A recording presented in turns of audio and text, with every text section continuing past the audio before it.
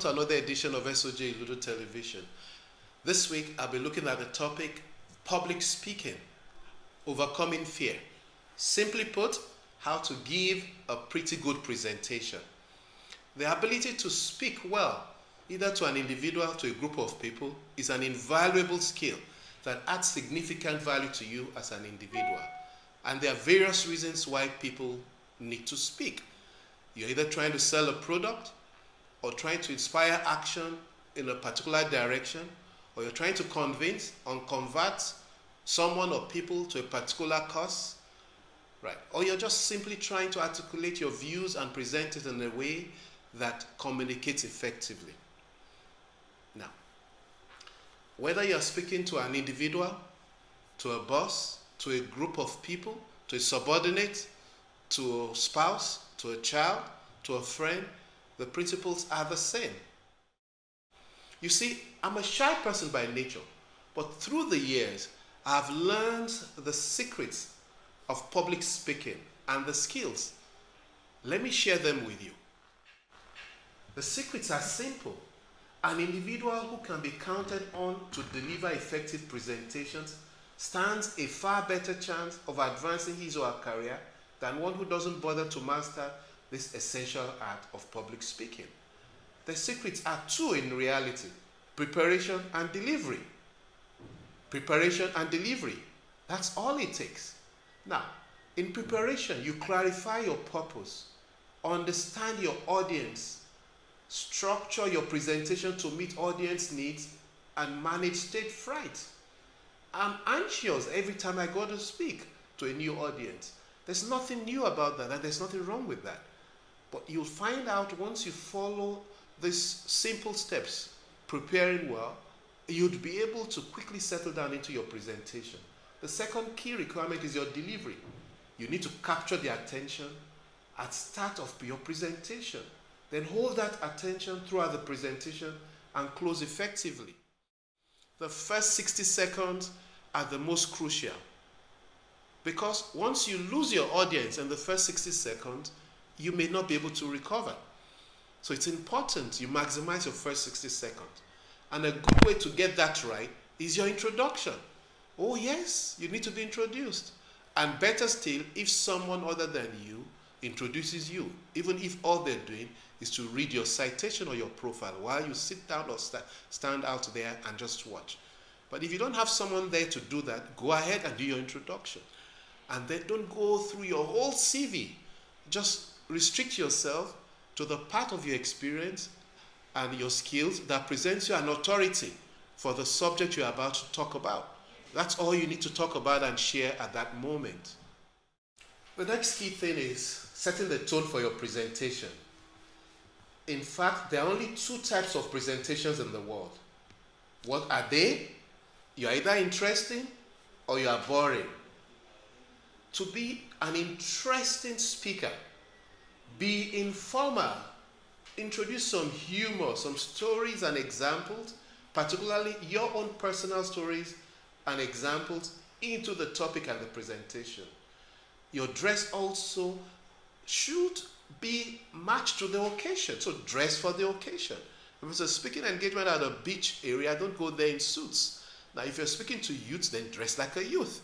If you're speaking to executives in the C-suite, also dress the part. Right? Use simple, short words, short sentences. Right? In your speaking and presentation, don't go using words that someone will need a dictionary to interpret or understand. Then you'll give an interesting presentation. Now, a boring presentation is when you're trying to be too formal. It's like reading a speech or just sticking just to the facts. Oh, yes, you have the facts, but you need to adapt yourself to the audience, their questions and their moods.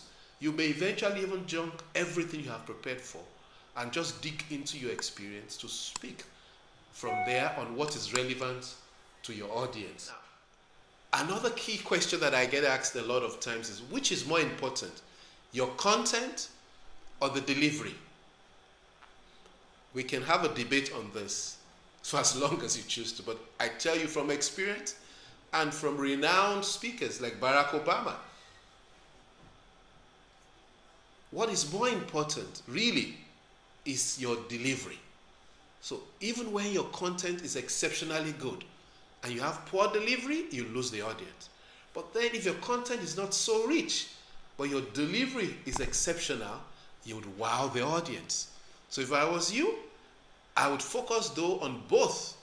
Get good content, but more important in wowing the audience is your delivery. So be you. Just be natural. Don't try to speak like or behave like someone else would. The more authentic you are, the more effective your presentation or your speaking will be. I'm sure you've also heard the phrase, slow and steady win the race. Oh, not in presentations and speaking. Like I said earlier, your best leg in is your first 60 seconds. So don't try and build up slowly. Those first 60 seconds, you must make the key message you're trying to share noticeable. Pass that on. Then you can build on that subsequently. So it's important that your introduction again, your first 60 seconds is maximized for you to get great value out of your speaking. Also, audience are usually more interested and they listen to a speaker that they trust. So you must find a way very quickly in your speaking or presentation to establish trust. And one good way to do that, again, is to tell personal stories. Stories that present you, yes, as an authority on the topic, but as a human being, someone that can relate with. So find stories about you or your past, usually that speaks to the audience or to their circumstance or to their stage in life. Then you would win their trust and you can then build up from there. Now, while on the stage, if it's a presentation to an audience in the stage, please move. Don't just stand behind the lantern. Oh yes, that nervousness would be there, but still just move around. In fact, when you move around, right, it has a way of overcoming that stage fright, right? Now, it's always great to arrive at least 30 minutes to an hour before your scheduled time of speaking.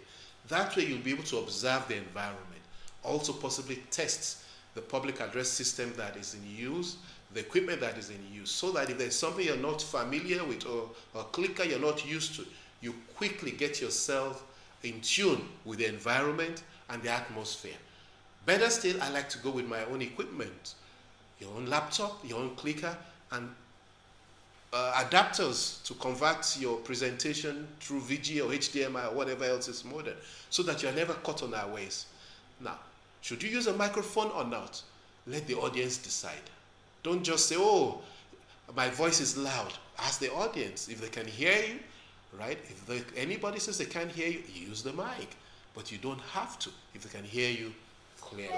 As I wrap up, preparation is key to effective speech and presentation. After that is your delivery. Your delivery. Practice and practice. Move around on the stage. Connect with your audience. Humanize your presentation. Be persuasive. Encourage feedback. Ask questions. Right. Ask questions. If they're not coming up with questions, you ask the audience questions. Right. But don't make statements like, I hope I'm communicating.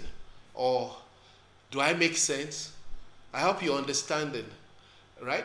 Don't ask such questions which tends to present you as not being sure if you're making an impact or not, right? Thank you for this time again with me this week. I really, truly appreciate the growing SOJ Lulu television community, and you're a great part of that. I'd love to hear from you. Your feedback on this week's presentation again, please drop a comment on the YouTube video or even on this short clip as you wish, right? I'd like to hear from you. And even more importantly, please send me a DM of a topic you want me to talk about next week and subsequent weeks. It's becoming pretty difficult to come up with what to talk about. But I thank those who continue to submit topics to me, including these ones that I've just shared today. And if you'd like to contact me and engage my services, either as a personal coach or to help your organization or your business move from where it is to the next level, contact me through my email or the website that you see scrolling on the screen here now. Again, I thank you and have a wonderful and lovely week ahead. Bye.